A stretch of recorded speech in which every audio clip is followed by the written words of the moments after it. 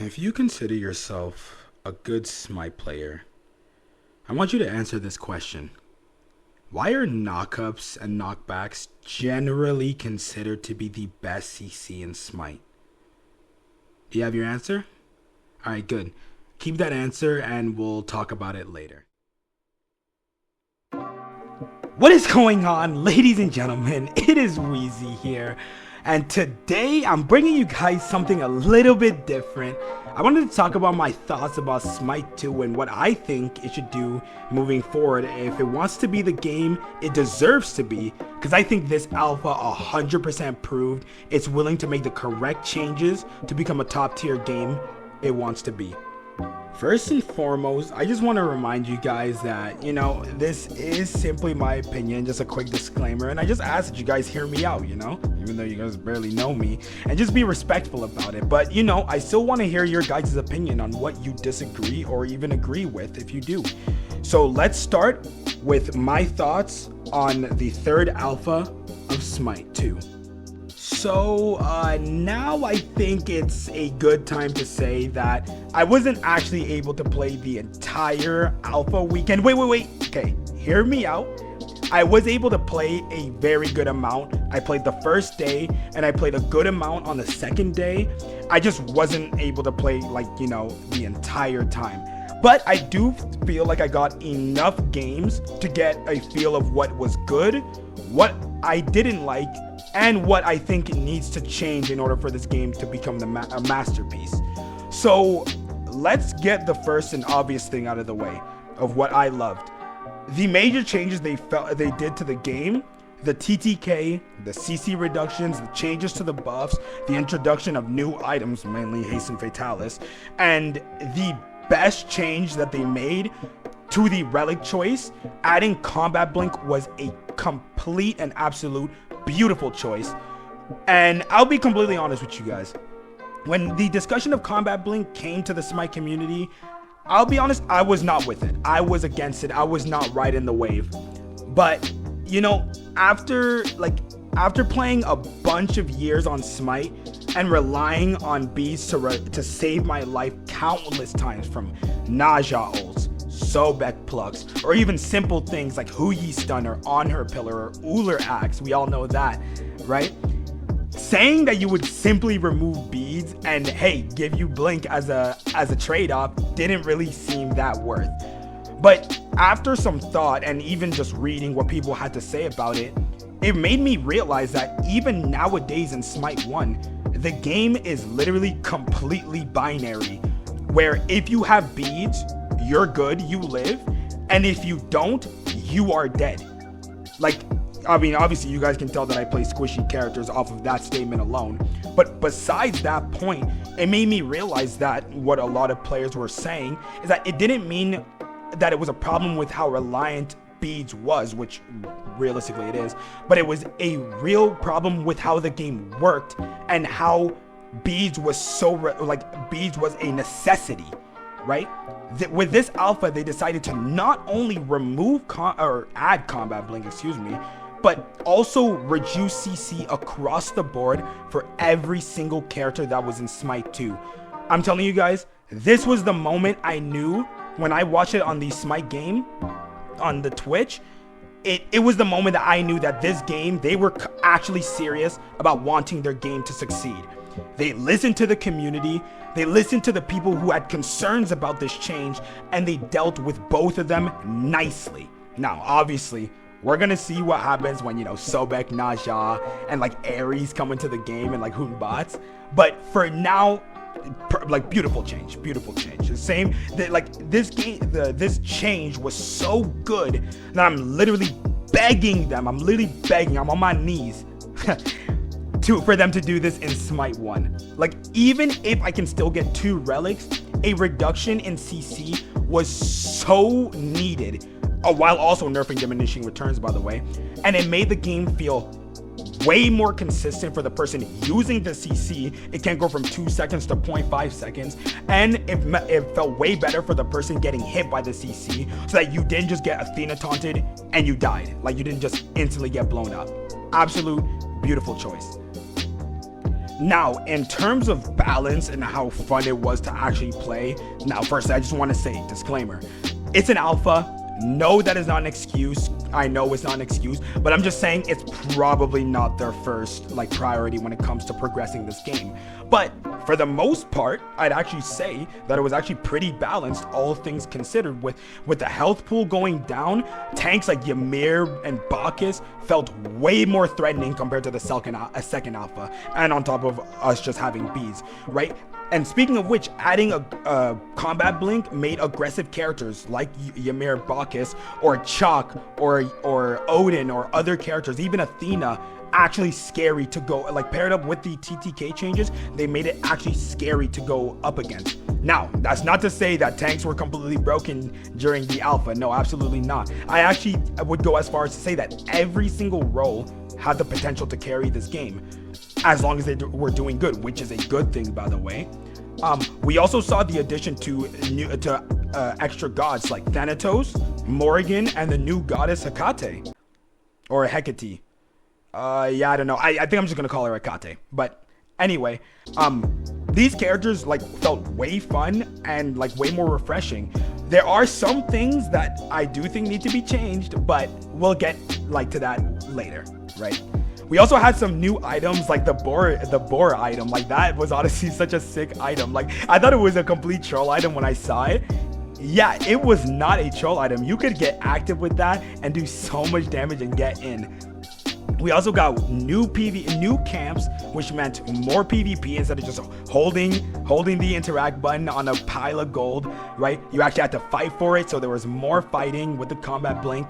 Buffs also started spawning. Not only did they get changed, but they actually dropped on level 1, so there was just way more incentive to get aggressive, and there were no bees to just, you know, completely diminish the CC, right? Now, the best item to come back. Now, obviously, I'm just an ADC player, but my favorite item, Haste Fatalis, has come back. Now, I've been playing the game for over 5 years, but I've never actually used Hasten Fatalis. I've used items like Hasten Sprint and Atlantis Bow, right? OP and not OP, right? But they felt like they were just shadows of what I could have had I have actually used it when I started in Season 4. But in Smite 2, I actually finally had it. Now, obviously, the item was pretty strong. It was a little too strong, right? But realistically, all they had to do, the main issue with it was that I could backpedal, and I was backpedaling faster than I was literally walking forward. I think that's insane. You should just make it that the backpedaling penalty is still there, just not as severe. Same thing with the side strafing. I don't need to be side strafing like that. Imagine if Medusa was in the game, it would be insane. But you could just do that. I don't think it was that broken as people are saying, but come on, right? But who knows? Maybe I'm just a filthy ADC player who just loves to have fun items in the game. Who knows, guys? Now we're going to talk about the things that I'd like to see added / fixed in the future. Now, for those who have watched my videos, thank you for coming back. But for those who watched my videos or know me, they know that I actually don't play on PC, keyboard and mouse. I'm actually a console controller player. Okay, wait, please do not click off my video off of that. Come on, guys, like, let's be better. But I have heard a lot of people who were on PC say that the game felt a lot slower. Felt like they were playing, some people said they felt like they were playing an Oleron all there, like it was just way slower. Now, personally, I don't know if the feeling is gone, but personally, I have not had that since like the start of the alphas, right? Now, it could be that it's because I'm on console, right? And of course, Smite on console runs at less frames than PC, right? And I have played on PC before, right? And I felt the difference going from PC to console, and it is disgusting. Like, it's literally awful. So if that's the case, I'd 100% look into that and fix that as fast as possible, ASAP. Now, another thing that I also want them to do, and I'm not even sure if it's possible, so please take this with a grain of salt, guys, but maybe you guys could add a setting on Smite, since it is a new gen game on PS5 and Xbox Series X. Maybe have a performance setting at the cost of like less visual effects, so that if I want to match the frames on like against the PC players, it's actually doable. Now, again, I don't know if you can actually do that, but if you can, it is something that I would start with. Another small thing I would like to talk about is the ping system. On console right now, I actually cannot ping without like auto attacking, which I know it is a small thing, right? But if I ever want to ping like in a bush or anything like that, I can't. I literally just cannot. Okay, well, technically I can. I found out that if I just jump and ping, it's like this, like it, you know, it doesn't do anything. But like, you know, for those who don't know that you can do that, or for those who just don't want to jump at the same time while they're chasing someone, right? Yeah, that's something that I would do. Another thing is that like I can't access the map to ping, like actually, right on the map. Another thing that I think that they should change, they added the damage recap thing, which I think was working for some PC players, but for me on console did not work whatsoever. Again, doesn't really matter that much, you know, they can fix it in the future, but it does help to have that, to know what exactly did too much damage, so that you can know like, hey, bro, this thing is OP or this thing is not, right? Another thing I really want to talk about, this is the main gripe, right? This is the main problem, is the shop. So my main problem with this, with the shop, from a controller standpoint anyway, is that the shop is just really awkward to navigate for zero reason. The buttons in the shop are so weird. Like for example, right? The undo button in Smite 1 is triangle or Y if you're on Xbox, but in Smite 2 they have it as R2. Huh. Okay, I mean, like, it's just a change, so it's like, whatever, okay. Or, like, how in Smite 1, the filter section button is a touchpad, but in Smite 2, it's triangle. Which, admittedly, isn't that bad, but, like, why change it? The shop in Smite 1 is literally perfect, and I say that with zero exaggeration. Why would you change it? Like, where is the touchpad or the options button in Smite 2? This game is on PS4 and PS5, no? So why is it not being used? Now, an easy fix to this would literally just have to have like some type of like shop editor, so I can have the buttons in the shop be whatever I want, or so that like if you want to keep it, if you're weird, you can keep it like that. But I can tell you, I can promise you that the shop buttons did not need to be changed whatsoever.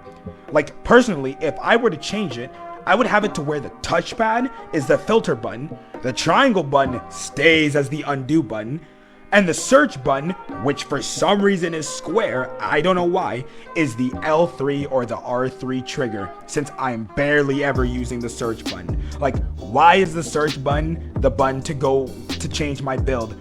They want me to have stick drift, I swear on my life. I don't know. Alright, again, easiest way to change this is to have a shop key editor to where I can do my own things like the controls bindings, but it is what it is. The shop, please fix it, please, high res.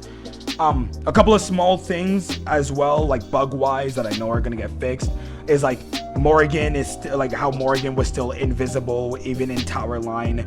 Fenrir could blink with having someone in his ult, which I want to just say, actually I think it's fine that he can blink while he is in his ult. I just think that being able to blink while you already are carrying someone is just too much, is way too much. Come on. Also in terms of performance, the first day it was pretty rough. I thought I was actually just completely rusty after not playing the game for a while, right after a month. But on the second day, they did do a quick hot fix, a quick update on the performance, and I swear it felt fine. So yeah, the main reason why I'm saying this after is because, you know, it's things I know are gonna get fixed in the future, so I kind of just like, you know, let it slide. Also, yeah, another thing is that it was I'm pretty sure it was a console thing, because like my friend had the exact same issues, but for some reason, like on the side of my screen, it would like be glitching black. I don't know, like like an abyss, bro. Like it was just glitching. I don't know. Like in hindsight, it should have honestly been the first thing I said, but I don't know what that was. It wasn't in the second alpha. It was only in the third, right? It was happening less on the second day, right? But yeah, that's, you know, it like, you know, yeah, fix that.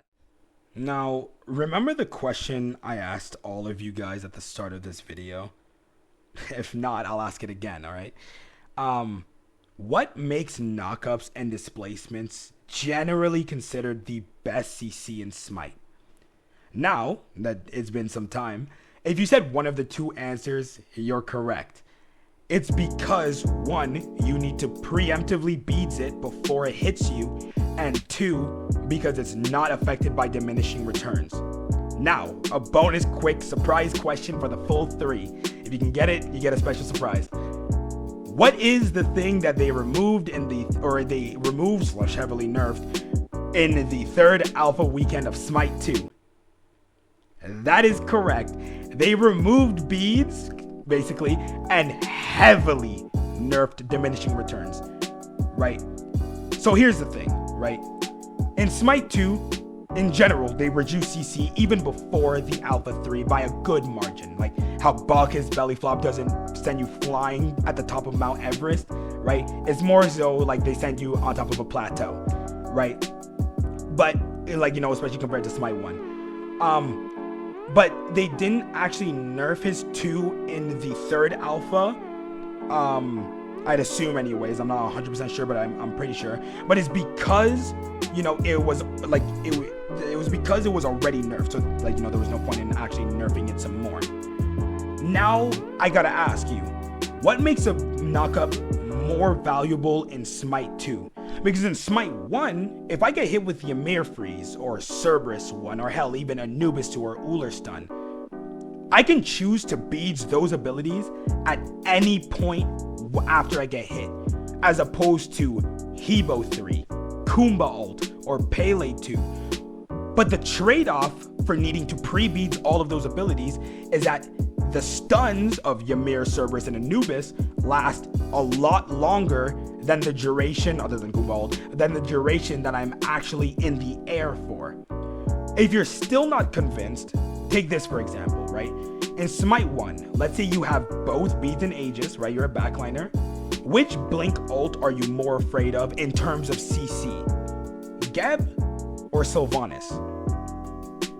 High chances that you answered Sylvanas, because even though both ults have the exact same pre-cast times, if you get hit by Geb ult, all you need to do is literally just beads at any point in time if you are ever feeling threatened. Whereas Sylvanas, even if you are a frame late on beadsing Sylvanas ult, you are in the air looking like the honored one, and you are dead on the way down. That is why it is so much stronger, right? Like if Geb ult was a knockup, it would be Anarchy, right? Now take the same question, right? But this time you don't have any relics and you're a backline. Which blink ult are you more scared of in terms of CC? This time, chances are you probably pick Geb, right? No, not even probably, you definitely pick Geb. Because if you're hit by both ults, which come on, right? At that point, it's just whichever one lasted longer would be the most effective one, which would obviously be Geb. Now in Smite 2, even with the massive nerf to stuns, it would still, now obviously they're not in the game, but it would still be Geb, even with the massive nerfs to stuns, because you don't have any, you are on the ground, you are stunned way longer than you are knocked up. Because, you know, they nerfed knockups. They're going to nerf Sylvanas knockup as well as Geb stun, right? Now, I just want to say, I still 100% think that displacements like Tier Fearless, Mulan 3, and Herc 1 will be 100% better than stuns. I'm just saying that stuns now, as a side effect, are as OP, if not better than knockups are, even though they, in terms of Smite 1, they shouldn't be. A lot of times when I was playing, I'd often get hit with CC and think to myself, like I'd be saying like, wow, dang, I feel like I'm getting stunned just slightly too long. And I want to really put emphasis on the word slightly. When I say slightly, I literally mean like a sliver of a fraction too long. However, it was still too long nonetheless. But after, like, I kept questioning to myself, like, why does it feel that way? But after some time, I realized that the CC nerfs, though completely needed in general, would be perfect in Smite 1 because you'd still have access to beads if needed. The CC in Smite 2 is still beads worthy, it's just not beads or die worthy, you know? Right? Now, I know what you're gonna say. If you had an issue with CC, you should have gotten beads. And to that, I say, no! Not only because I wanted to get most games with the most games I could with Combat Blink, and also because I think going Combat Blink, like moving forward, Combat Blink should be the main relic focus. I just didn't want to because, like, yo, it's cringe, right? And it would be way better to simply lower the CC in general and still have Combat Blink than the alternative to be forced to actually go beads. The main characters that I'd often find myself saying, like, yo, this CC is just a little bit too long, would be mainly Morrigan, Thanatos, Ymir, and obviously Fenrir, but he's a special case, we'll talk about him later. Now, for the most part, CC got around a 25% to 33% reduction, like where 1 second stuns were dropped down to 0.75 second stuns, and even Thanatos dropped from a 1.5 second, which is really stupid, by the way, just want to throw that out there, a second ult, to a 1 second like it used to be. Now, there were some characters that dodged the CC nerfs for whatever reasons, I'm still not sure. Like how Fenrir ult is still a 1.75 second ult, or how Bacchus stun is a 1.25 second stun. Other characters that did get dropped did not get dropped from orbit, like Odin 3, which went from a 1.2 second stun to only a 1 second stun. What? Or like Ymir's stun that dropped from a 2 second stun from a 1.6 second stun, which honestly, it had me, right? I thought it was fine because, like, in practice, because, like, you know, or not in practice, on paper, because, you know, Ymir needs to get in and stand still to get his, you know, to get his CC and his damage off. So I said, okay, yeah, you know, only doing a 20% nerf is good. But I was extremely wrong when I realized that, hey, you know, with the TTK changes and all that, just in general, like, especially if he had Blink, if he froze me, I'm dead. Like, there's no world where I am living for 1.6 seconds. Like, no, there is absolutely no way. Like, it was way too long. It was way too long. But yeah, like, for some reason, again, like I'll say, elephant in the room, Fenrir did not get his ult nerfed. I don't understand. He carries you for still the entire 1.75 seconds. Now, I think this may have been on purpose so that it can incentivize people actually still picking up beads if they need to. So, like, you know, if Ares comes into the game, or Sobek, or Hubat, or Naja, you know, those characters, it can still incentivize and say, like, hey, you know, beads is still there if you need to, so that, you know, you can get that. Now, I could 100% be giving Hi-Rez way too much credit here. Regardless if it was on purpose or not, I don't really care because it's not a good idea. Because like I said before, I am not getting beads. Okay? Especially in an alpha where there's Combat Blink and I've never used it before, and I was literally like, you know, I was on the ropes for this, right? I want to use it. I don't want to use beads. Absolutely not.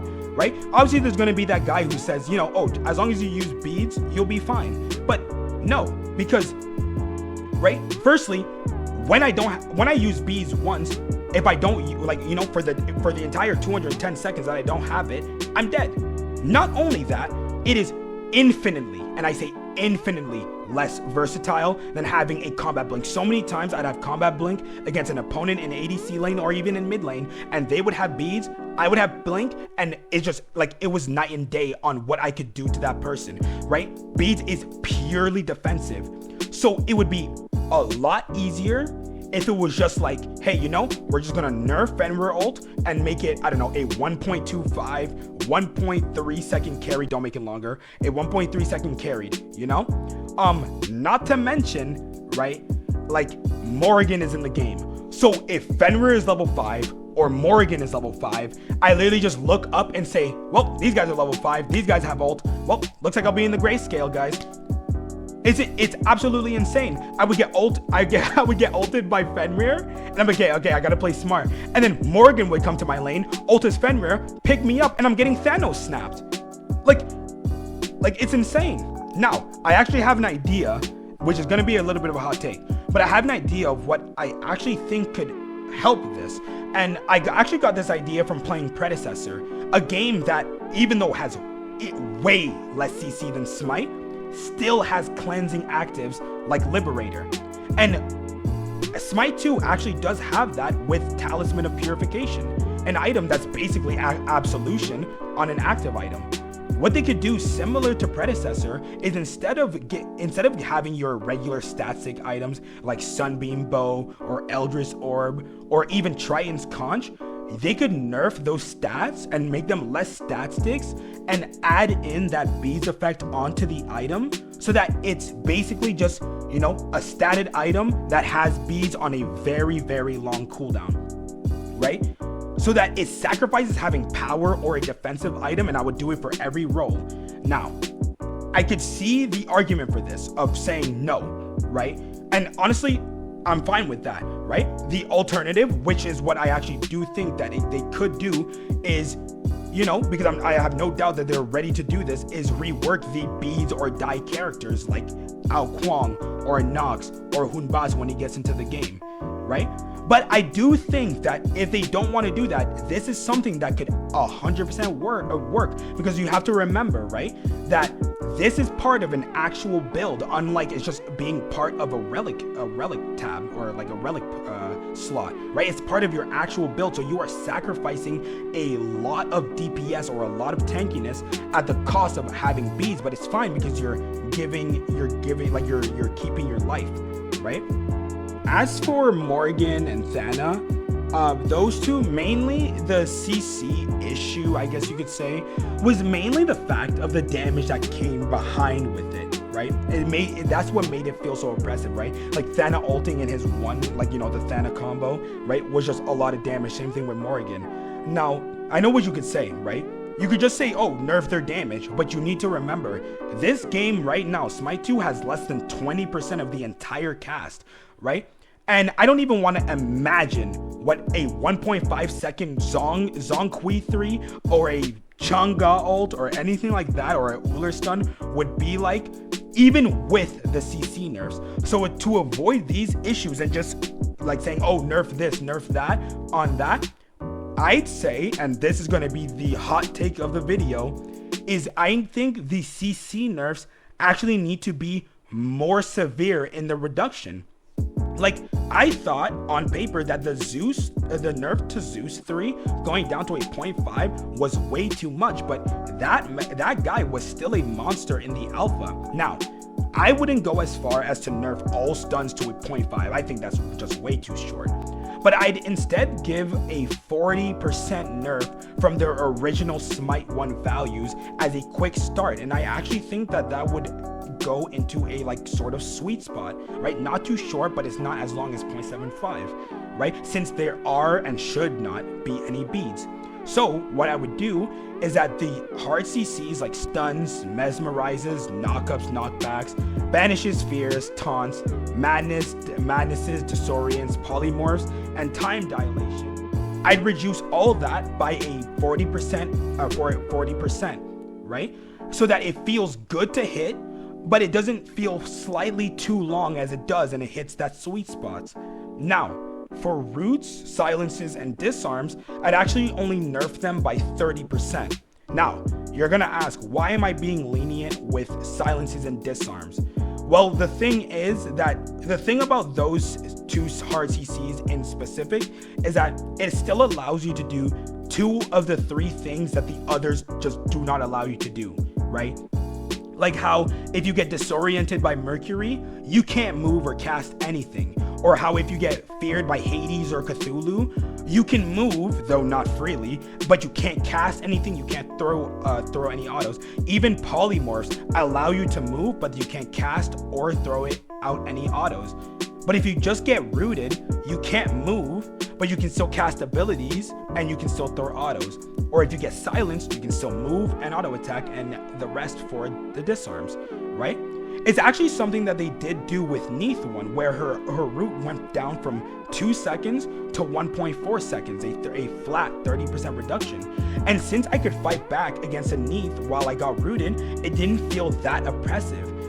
Though they didn't do this for CERN, probably because they wanted to keep to be able to for him to be able to land his 2 and hit the ult. I actually think it was a missed opportunity to add the cripple back into his 2 and just nerf the duration to 0.7, because let's be real, if you don't have a leap, you're getting hit by the ult anyways, right? And if you have a leap, you weren't getting hit by it. So right now I could see an argument for the silence and disarm being reduced by the 40% that I did suggest, right? Because you have to remember, some characters like Rama or Kali or King Arthur or Artio aren't in the game right now, but once they are and you're silencing them for less than stuns are, it feels just as impressive as it. So I could see the argument saying that no, you should actually nerf those hard CCs like the rest. And then all that leaves is just the soft CCs like intoxicates, trembles, slows, blinds, and more, right?